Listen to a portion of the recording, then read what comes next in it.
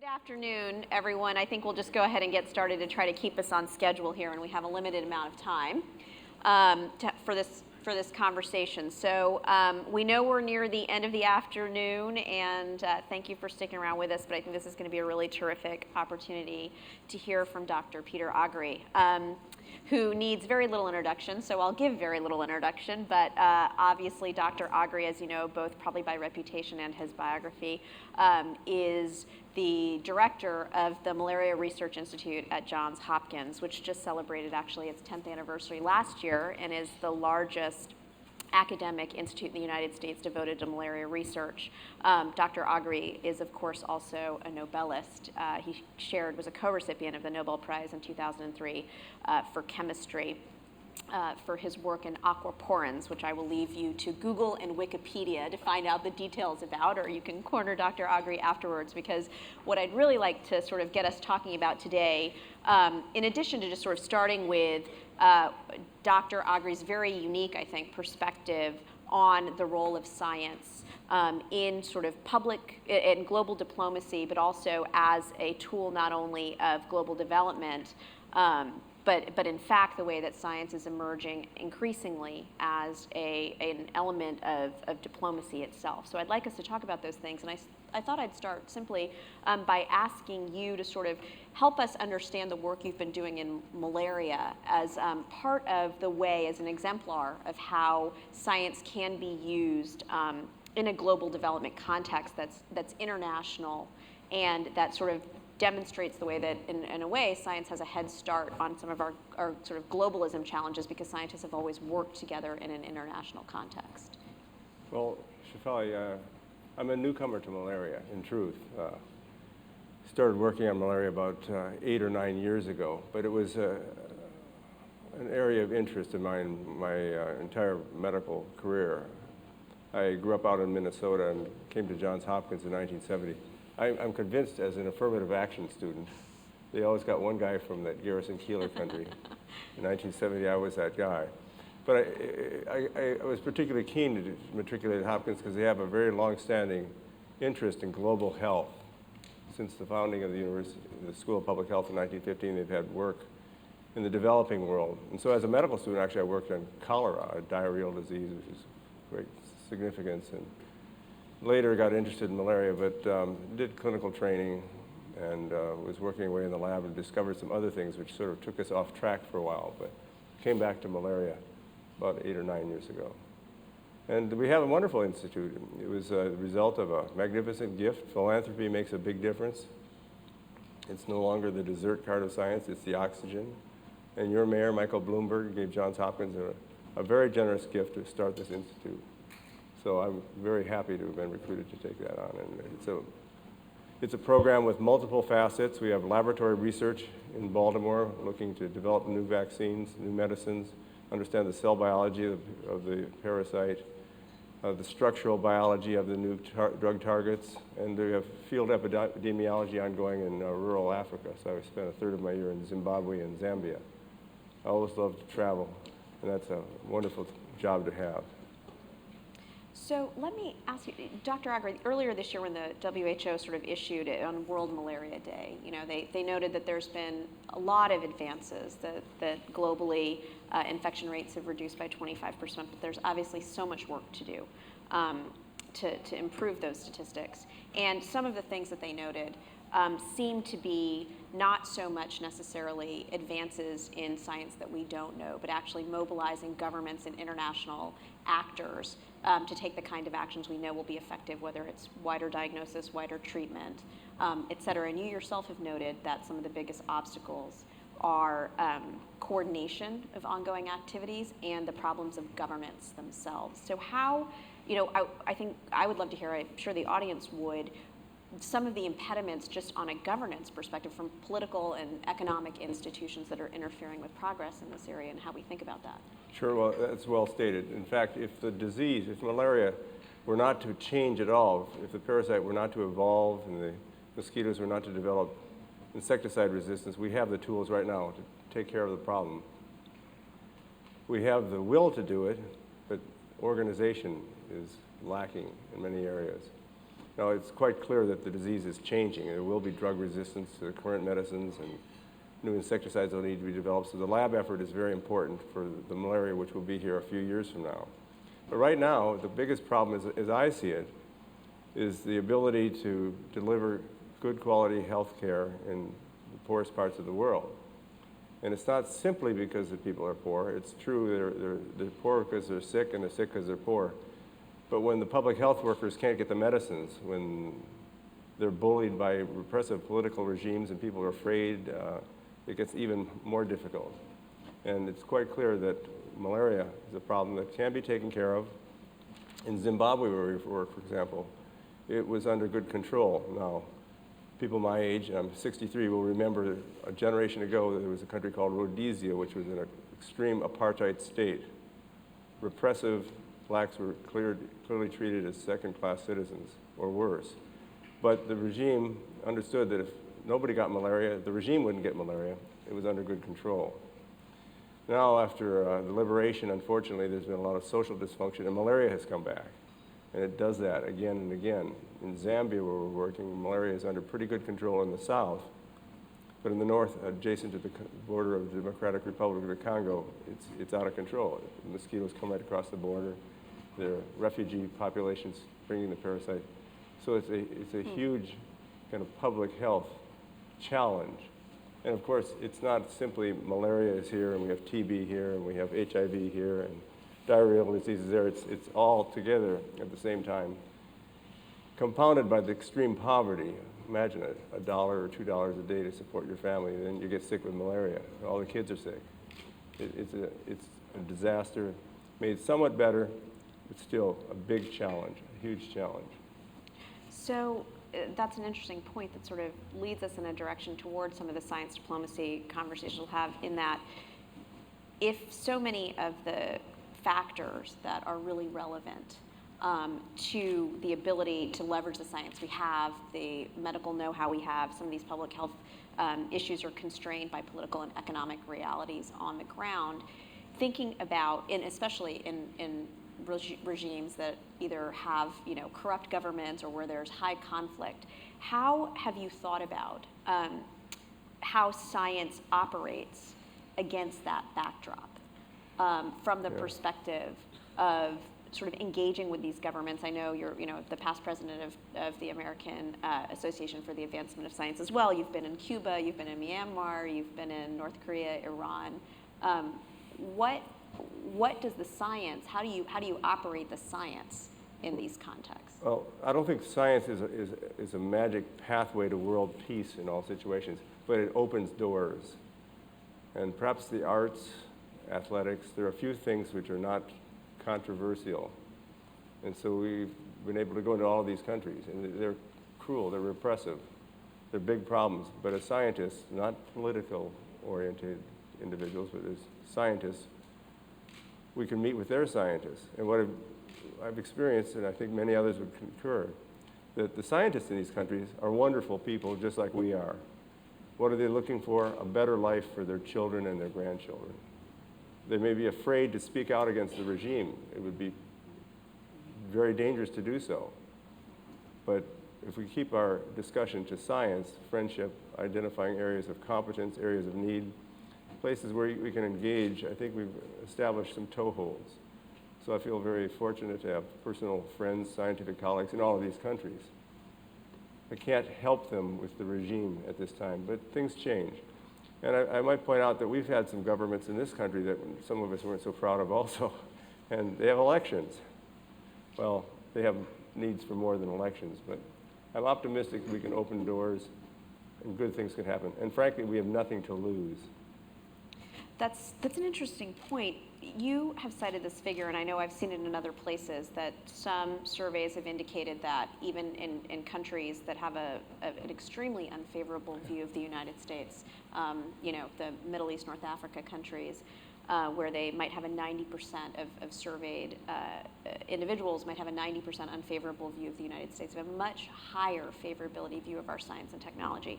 Is there reason to worry that kind of leveraging or using science or science-based activities as an inroad in a diplomatic context might compromise that level of credibility? I guess in another way of asking it, is part of the credibility derived from the fact that it's not an instrument of statecraft, it's not an instrument of diplomacy? Yeah, you refer to the famous Zogby poll of 2004, where 5 moderate Muslim countries were surveyed. I think it was Morocco, Egypt, Lebanon, United Arab Emirates, Saudi Arabia. And just as you said, asked for their opinion of the United States as citizens without any special selection. 20% had a favorable impression of the United States. When asked what is their impression of the United States science and technology, it's 80 to 90% positive. So it can open doors. I think we have to be careful as track 2 diplomats not to be validating regimes. We were in Iran in June to meet with the scientists. I gave 3 lectures at 3 academic groups, and then we were contacted by Ahmadinejad. His office wanted us to meet President Ahmadinejad. And it's a touchy situation.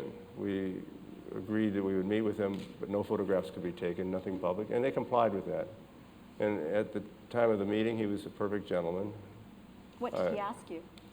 He gave a short speech. He asked me my impressions about Iran and fairly innocuous questions. But his speech actually was politically correct. He was not going to try to browbeat us with ideology. But he repeatedly stated the need for respect amongst nations. Now, I think indirectly this is to respect their uranium enrichment program, which they contend is not to develop weapons. And we don't know that it is. On the other hand, we're not there to debate or to change points of view, but just simply to touch base. But it was an example of, well, do we refuse to meet with the president, which is probably not a good thing to do, or next thing you know, your picture's there on the web, smiling, shaking hands. So we all agreed we would give frowns and not look too cheerful. But there were no pictures released. Huh. So I don't know if any good things will come from that. But Ahmadinejad's time as the leader of the government in Iran is limited. There'll be elections probably next summer. But the Islamic Revolution has changed things. And there are many reasons for that. But I think as scientists, maintaining contact with Iranian scientists is a good thing.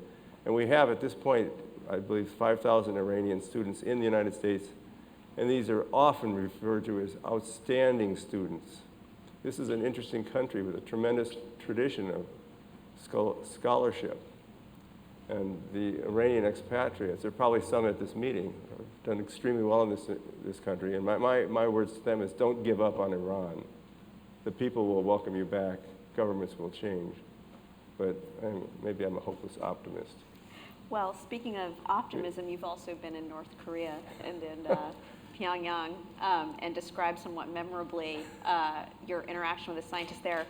I'm curious, when we talk about collaborating with scientists or meeting scientists, your views about, and it sort of builds on what you were saying about, in some sense, keeping a neutral view, I guess, that somehow I think what's underlying that is there's a common language of science. But if a common language of science is an openness of inquiry and a validation of independently sort of arrived at principles, what is it like to try to collaborate with scientists who are working in a completely different sort of cultural context in that respect? I mean, do you find that the science itself is it is in fact a neutral ground, or is it not? Is it informed by the limitations? No, I think the science itself is a neutral ground. And of the 4 countries we discussed, I think the opportunities in Cuba are at hand. I met with Fidel Castro himself in December. His son is a scientist. He's not politically aligned. He's a physicist. Fidel Castro in December, you said? Yes. Huh. And I got to say, he was a pretty impressive individual. He looked pretty healthy. I don't think I would sell him life insurance, but we had a conversation. Are we sure it was him? Yes. He spoke like this. He made points. And at the end of 2 hours, I had to make a bathroom break. That had something to do with aquaporins. And he came back, and he talked for another hour and a half. Wow. But it was about a lot of things, including science. Because of the harsh rhetoric of the Cold War, we forget that one of the major reasons for the Cuban Revolution was to provide universal health care in Cuba, a country where no one was seen by a physician unless they had money. 2/3 of the physicians in Cuba lived in Havana, and most left after the revolution. But they have established things, and I'm not here to defend their human rights record. It's obviously very, very poor in many areas, but they have established a very good system of making prenatal care a national priority. And if you look at any demographics, the mean lifespan in Cuba is about 2 years longer than the mean lifespan in the United States. So they can do some things pretty well. And we have to respect that. I think in terms of going forward, though, it is a way we could work together with Cuban scientists. And most Cuban scientists are young people, I mean, born long after the revolution. You know, they have no stake in the ideology. They grew up in a system, it's their country. I think we have something to look forward to. North Korea is going to be a lot harder. But even there, I said the scientists we met were very nice people. And if we have time, then I'll tell a little story about the humanity in North Korea. There is some. Yeah. Trust me. We will definitely leave time for stories about humanity in North Korea. I wanted to follow up, though, on something you just said that's interesting to me. So about the fact that perhaps the benefit of science diplomacy, or, you know, from our perspective, is not just our ability to go out and broadcast look, this is a good and admirable face of the United States society, but perhaps to import lessons from abroad. So in the work that you've done in this realm, what has been, to your mind, the sort of greatest set of lessons or actions undertaken by other countries that we would do well to internalize here in the United States? Well, I mentioned the Cuban healthcare system. Michael Moore had this movie, which is very grandiose. He was selling tickets. It's not something I think most of us would want to substitute for our own health care. But they have made it a national priority. And I think we're late in getting there in this country. This is something that both parties really need to get together on, and I don't see it happening. I think in Myanmar, we visited Myanmar first in April of 2010. Another regime which is harsh, not as notorious as North Korea, but very repressive. But it was quite clear winds of change were blowing. And in the last year and a half, it's amazing. Hillary Clinton made a visit. Johns Hopkins President Ron Daniels made a visit. Aung San Suu Kyi is right now in the United States. Sanctions are going to be eliminated. It's like, you know, out of the depth of despair, good things can happen. And all four of these countries have actually been in the same situation for about 40 or 50 or 60 years. Things don't last forever. So I think we shouldn't give up on any of these countries. Some will have more things we can learn than others. I'd have to think more to give you a Well, I'm curious about your, people often say that traveling abroad, it's noticeable the degree of reverence for science. Yes. That is, as compared to in the United States, and that the inculcation, whether it's through the education system or through the sort of the notion of professional aspiration, is there something, I mean, to hear a story of even in regimes that don't necessarily, in other instances may not be committed to sort of openness of intellectual inquiry, what is it in the United States, you think, that has made that somewhat lacking and lagging? Well, I don't think it was always that way. So growing up in the 1950s, people my age here will remember Sunday evening television. What's the most popular show? The Disney show. And the Disney show was structured on the Magic Kingdom, the Fantasyland was a cartoon show. Adventureland, Frontierland, and then Tomorrowland. Tomorrowland, the fourth program of the month, was about science and technology. And I recall distinctly as a child hearing Werner von Braun lecture about rocketry with demonstrations which were really captivating. Glenn Seaborg, the Berkeley chemist, gave a demonstration of the chemical chain reaction. He had a mousetrap with a ping pong ball. He set it off, a ball flies. And then the camera comes to a room, maybe the size of this room, with the floor covered with mouse traps, each set with a ping pong ball. He throws in a ball, 248, within seconds, it's a cloud of flying. I mean, anybody who saw that will never forget it. So I think we've kind of gone away from that. Life is now more complicated. They're not just 3 networks, they're hundreds of networks.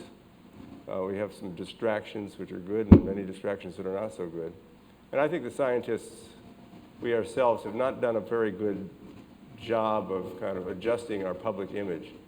I think if you ask a lot of high school kids to draw a picture of a scientist, they'll draw a picture of Doc from the movie Back to the Future. You've heard of that crazy hair. It's unfortunate. I know a few people like that, but most of my colleagues are not like that. They're sort of able to walk and chew gum at the And same time. I think, if I may, I'd like to insert a note of optimism, because in my lifetime as a scientist, there's been a huge change in the demographics of science, the emergence of women in science. More than half of our graduate students are women. They have somewhat different, there's some differences in terms of interest and focus, but we've got now twice the talent pool. And good things are happening. The year before last, I believe 5 women shared Nobel Prizes. I mean, that never happened before, and I think it's here to stay. So I think there are reasons to be optimistic. And I think a lot of the discussions about the decline of the United States and the emergence of China and Brazil and India are real. But who is doing the really best in this country? What is the ethnic group that is most successful in terms of per capita family income? It's the Asian Americans. One generation here, great things happen. And I think this is a group that has put tremendous emphasis on education.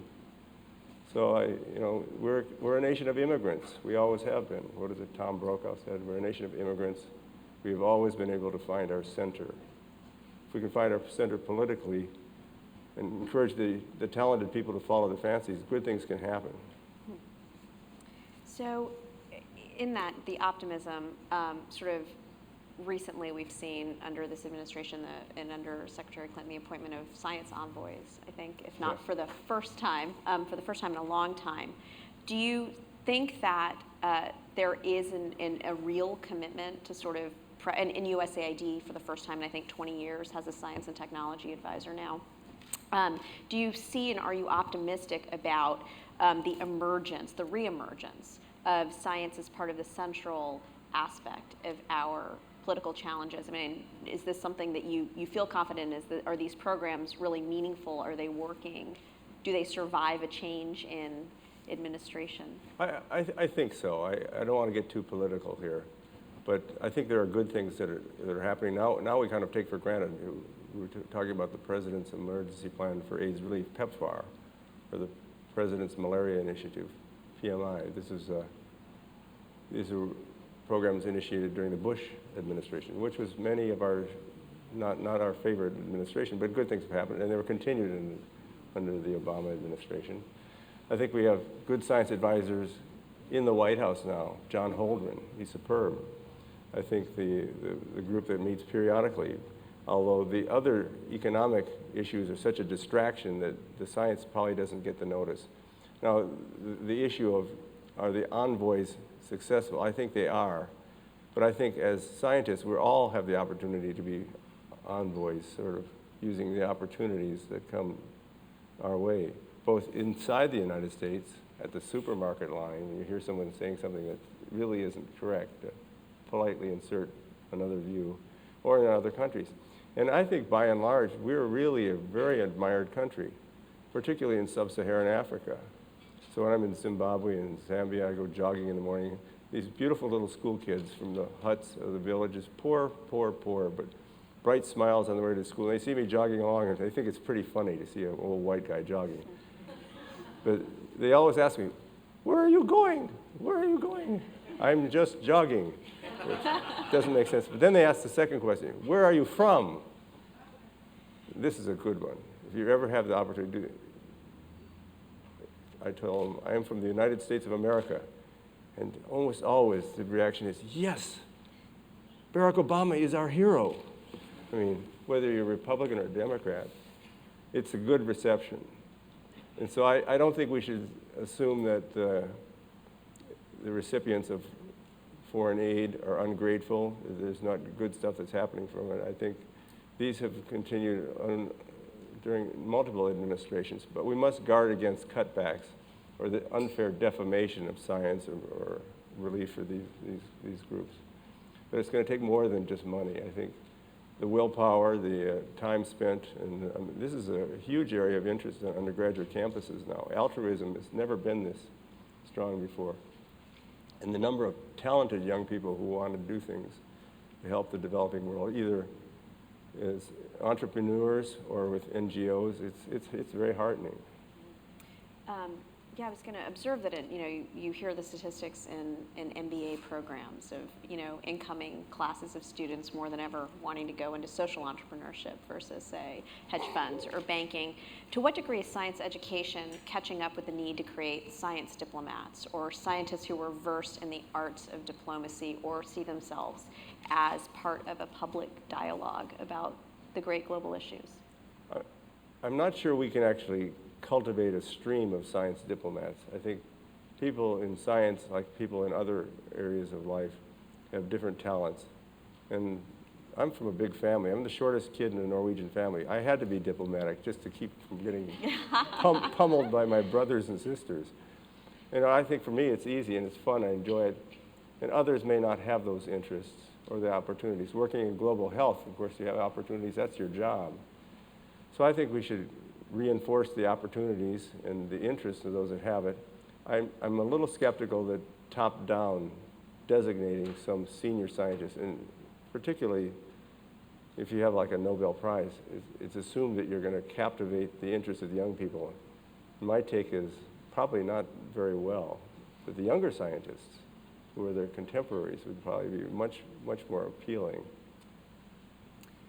So in thinking about captivating the interest of younger scientists and those upcoming, if you were to tell a younger scientist today where you think the greatest opportunities to sort of make the greatest impact, just from a purely scientific perspective, what, on the sort of neglected diseases space for global health and well-being, where would you tell them to go today? Well, I guess those who are inclined more in policy or demographics, I would say public health. When I was a medical student in 1970, there were 12 schools of public health in the United States. Now there are 45. We have outstanding schools of public health, and this is an area of great importance. Those who are more molecularly or laboratory oriented, you can't do science without funding, but I think the plant sciences are deserving of much more investment. And a lot of really interesting things that will happen. We still have this debate about genetic modification of plants. Of course, plants have been modifying themselves for millions of years. I think that would be an area of great excitement. I wouldn't just pick one area of structural biology or cell biology, because I think there's so much luck in this. I think the banquet speech last night, I don't know if I mentioned it, but I intended to, that, they wanted me to say something about creativity and innovation. And the best I could do is to say, if you do something stupid and it works, you're regarded as creative and an innovator. If you do something stupid and it doesn't work, you're just another damn fool. So you call yourself a newcomer to malaria, and you obviously sort of started this last decade of your career after having devoted a lot of time to something else.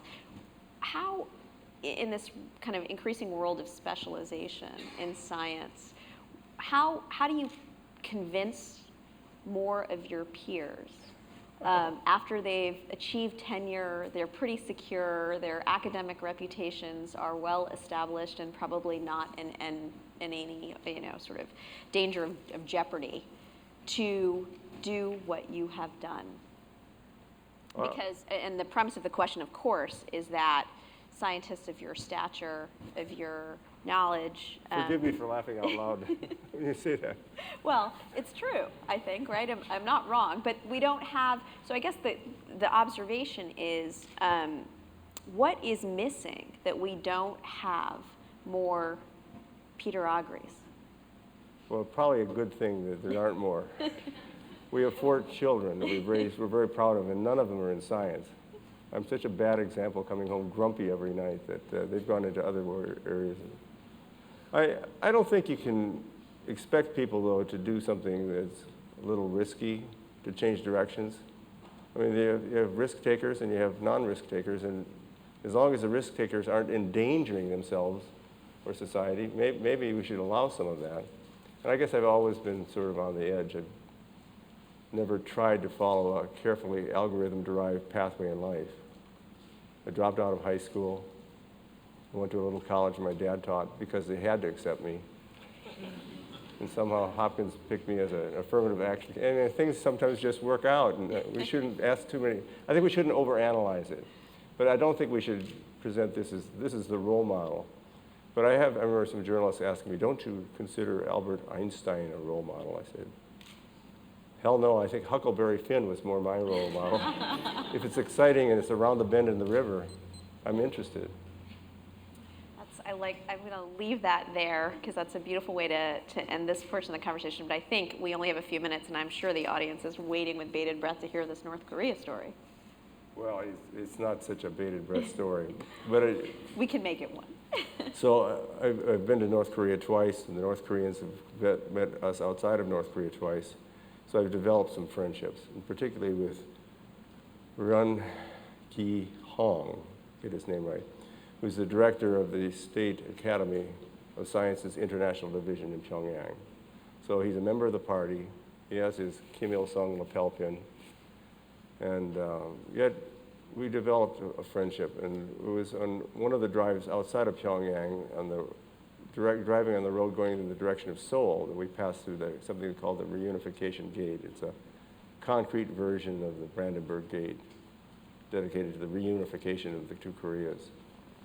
And I asked Dr. Hong, who's a little older than I am, he'd traveled the world. He'd been to Europe, North America, South America. Had he ever been to South Korea? And sadness in his voice, he said, no, that is still not possible. So near, but still so far. 100 kilometers down the road, but still so far. Well, the last day of our first trip, and this is back December 2009, we were having our last breakfast together at the hotel in Pyongyang. He said, you know, Peter, my grandson, who is 6 years old, lives with my wife and me. And when I told him I would be in Pyongyang at a hotel with Americans for a week, the little boy looked greatly concerned. He said, Grandfather, bring the rifle. The children are browbeaten that we are the enemy. We are the devils. And I remember at a museum seeing a little boy seeing a British fellow going, psh, psh. So bring the rifle. So I politely nodded. And as we parted company, I had a pack of granola bars I brought for snacks. I said, give these to your grandson, please. I never thought about it. A year and a half later, we were permitted by the U.S. State Department to invite the leadership of the State Academy of Science of North Korea to visit with our team at the Carter Center in Atlanta. And it starts off with a formal meeting with a table, and we're on one side and they're on the other side, and it's very formal. And Dr. Hong is the lead of the party and starts off with a harangue about we are disappointed, we've received no funds for collaboration and all of these problems. And my job was, then as the lead scientist on the U.S. side, is to respond, and I kind of sighed, and I thought, Dr. Hong, how's your grandson? And he smiled, he says, he's well. I said, did he tell you to bring the rifle? Then he cracks up, he says, no, but please bring back some candy. So I have at least one fan in North Korea. I think that's what science diplomacy is, one at a time, even a 6-year-old and his grandfather. We can't give up on these people. Those who are knowledgeable realize that South Korea was bombed to the same level of disarray after the Korean War, and economically at baseline, and look what's happened to the 12th largest economy in the world. Good things will happen. We just have to be patient and optimistic and use every chance we get. Well, thank you, Dr. Agri, for a wonderful conversation. Thank you.